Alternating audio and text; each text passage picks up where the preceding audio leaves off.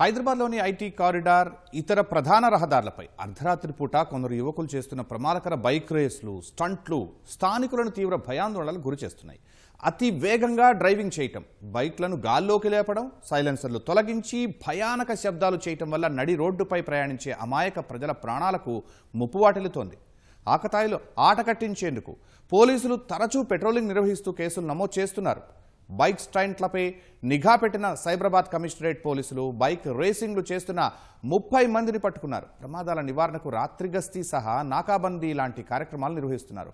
Racing సంస్కృతిని కట్టడి చేసేందుకు పోలీసులు తీసుకుంటున్న చర్యలపై మా ప్రతినిధి సూరిబాబు గ్రౌండ్ రిపోర్ట్.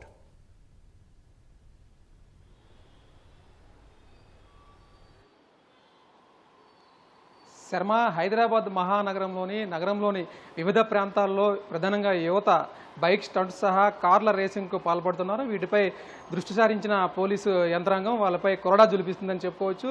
ముఖ్యంగా ఐటీ కారిడార్ పరిధిలోని సైబరాబాద్ కమిషనరేట్ పరిధిలోనే దాదాపుగా 35 మంది యువతను పోలీసులు అయితే పట్టుకుని వారి తల్లిదండ్రులు కూడా పిలిపించి కౌన్సిలింగ్ ఇచ్చిన పరిస్థితి ఉంది. అలాగే వాళ్ళ వెహికల్స్ను సీజ్ చేయడం సహా కేసులు నమోదు చేసి కోర్టులో వాళ్ళని ప్రవేశపెట్టి చట్ట ప్రకారం కూడా చర్యలు చేపడతామని కూడా చెబుతున్నారు. ప్రధానంగా యువత ఎవరైతే ఉన్నారో వాళ్ళు థ్రిల్లింగ్ ఫీల్ అవ్వడం, అలాగే సామాజిక మాధ్యమాలు ఎక్కువగా ఉపయోగించడం, సామాజిక మాధ్యమాల్లో ఏదైతే స్టంట్స్ నిర్వహిస్తుంటారో వాటిని పోస్ట్ చేస్తూ వాళ్ళందరూ కూడా ఎంజాయ్ చేస్తున్న పరిస్థితి ఉంది. వీటిని పోలీసులు కూడా ఆయా ఇన్స్టాగ్రామ్ పేజీలను వీళ్ళు కూడా తరచూ ఒక కన్నేసి ఉంచుతున్న పరిస్థితి ఉంది. ఈ నేపథ్యంలోనే కొంతమంది ఆ యువతను ఆ సామాజిక మాధ్యమాలు ఇన్స్టా వేదికగా కూడా వాళ్ళ ఐడీలను గుర్తించి వాళ్ళని పట్టుకుని సైబరాబాద్ పోలీస్ కమిషనరేట్ పరిధిలోని ఈరోజు వాళ్ళని కౌన్సిలింగ్ ఇవ్వడం జరిగింది. అలాగే ఖరీదైన కార్లు కావచ్చు, అలాగే ద్విచక్ర వాహనాలను కూడా తల్లిదండ్రులు వాళ్ళు కొనిచ్చేటప్పుడు వాళ్ళపై ఒక కన్నేసి కూడా ఉంచాలని కూడా చెబుతున్నారు. దాదాపుగా రాత్రి 10 దాటిన తర్వాత వాళ్ళు ఎటు వెళ్తున్నారు అనే విషయంపై కూడా గమనించాలని కూడా పోలీసులు సూచిస్తున్నారు. ఇటీవల కాలంలోని హైదరాబాదు రింగ్ రోడ్డు పరిధిలో, అలాగే శంషాబాదు ఐటీ కారిడార్ ప్రాంతాల్లో ఈ బైక్ స్టంట్స్ వేస్తూ అత్యంత వేగంగా కూడా ప్రయాణిస్తున్నట్లు పోలీసులు గుర్తించారు. ప్రధానంగా ఈ స్పీడ్ కెమెరాల సాయంతో, డ్రోన్స్ సాయంతో, అలాగే స్థానికులు ఇచ్చిన సమాచారం మేరకు పోలీసులు అక్కడికి చేరుకుని వారిని పట్టుకున్న పరిస్థితులు ఉన్నాయి.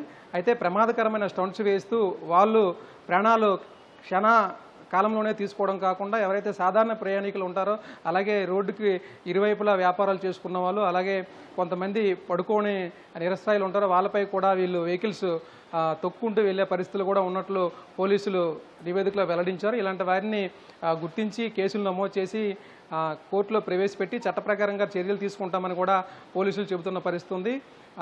సైబరాబాద్ పరిధిలోని Kukatpally zone DCP Ritiraj madam ఇటీవల ప్రెస్ మీట్ నిర్వహించి వారందరికీ కూడా కౌన్సిలింగ్ ఇచ్చామని, ఎవరైతే ప్రాథమిక హక్కుగా వాళ్ళు భావిస్తున్నారో, ప్రాథమిక హక్కు అనుకొని చట్టానికి వ్యతిరేకంగా చర్యలు చేపట్టినట్లయితే చర్యలు తీసుకుంటామని కూడా వెల్లడించారు. అలాగే వాళ్ళకి బాధ్యతలు కూడా ఉంటాయని, రాజ్యాంగం బాధ్యతలను కూడా వాళ్ళు తెలుసుకుని నడవాలని కూడా చెప్పేది. అదే పౌర సమాజం కూడా ఇలాంటి వారు ఎక్కడైనా కనిపించినట్లయితే వాళ్లకు పోలీసులకు తెలియపరచాలని కూడా చెబుతున్నారు. అయితే నగరంలో శాంతి భద్రతల పరిరక్షణ, అలాగే ప్రజలకు రక్షణ కల్పించేందుకు అన్ని రకాలుగా చర్యలు చేపడుతున్నామని, ఇలాంటి బైక్ రేసింగ్ ప్రధానంగా ఐటీ కారిడార్లు, అలాగే ఔటర్ రింగ్ రోడ్ పరిధిలో నిర్వహిస్తున్నట్లు తమకు సమాచారం ఉందని, అయితే వాళ్ళ టీం మొత్తం కూడా ఇప్పటికే పోలీస్ శాఖ అప్రమత్తంగా ఉండి నైట్ రాత్రి గస్తీ నిర్వహిస్తూ, నాకాబందీ లాంటివి నిర్వహిస్తూ పోలీసు ఉన్నతాధికారులు అందరూ కూడా ఒక టీమ్గా ఏర్పడి వాళ్ళపై చర్యలు చేపడుతున్నట్లు కూడా